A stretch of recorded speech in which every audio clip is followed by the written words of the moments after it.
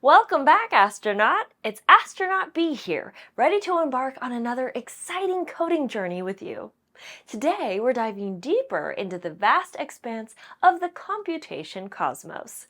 Get ready to unravel more complex problems and understand the vital significance of the order of operations in programming.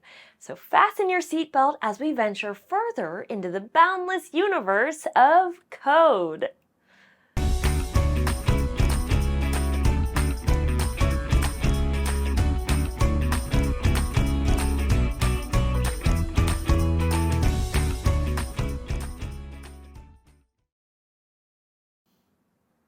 Today's first task involves another look at our crew's favorite meal, pizza. But last time, I forgot to save a slice for myself.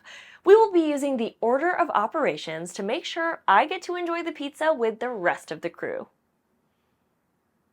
Just like in mathematics, the order of operations in programming defines the order in which expressions are evaluated. Do you remember the order of operations? Yes, grouping symbols, exponents, multiplication and division, subtraction and addition. These are the building blocks, often remembered by the acronym GEMS. Consider this scenario. We have a certain number of friends, represented by a variable named friends, who we want to cut pizza slices for.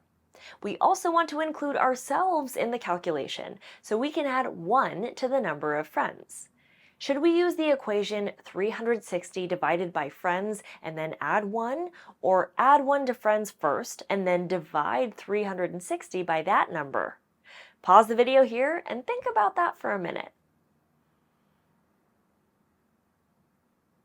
If we divide 360 by the number of friends first, we do not get the correct answer because we want to divide 360 by the total number of people.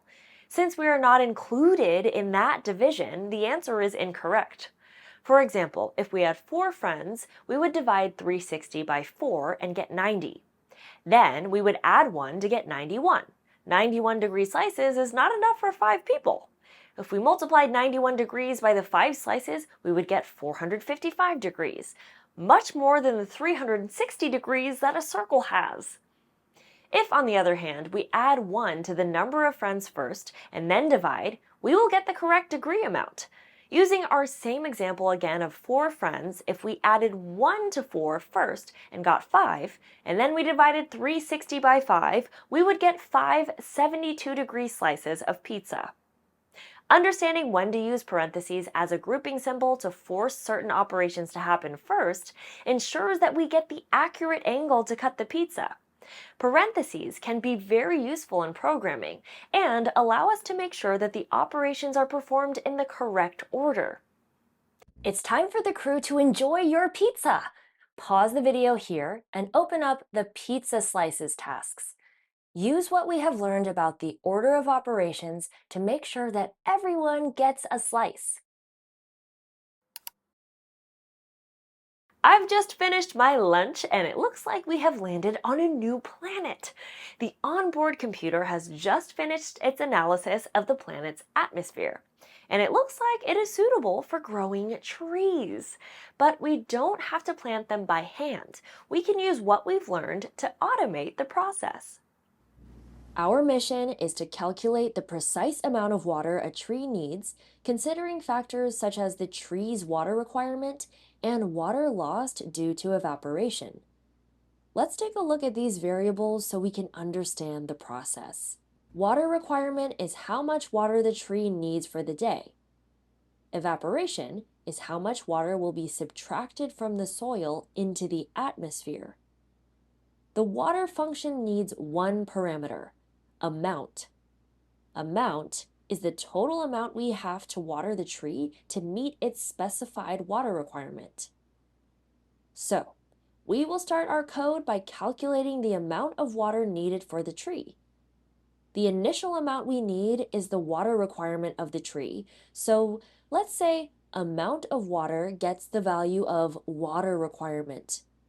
But we would need to gain back any water that evaporated, so how do we add that to our code?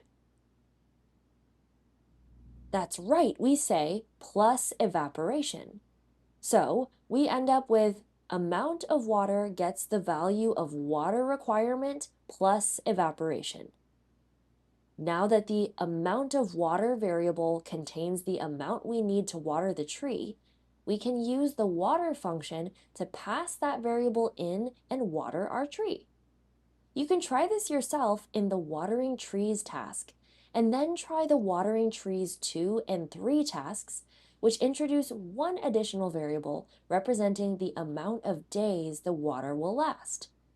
Pause the video now and give it a try. Today, we've learned that the order of operations in math applies the same way in computer science. We also learned about the power of parentheses.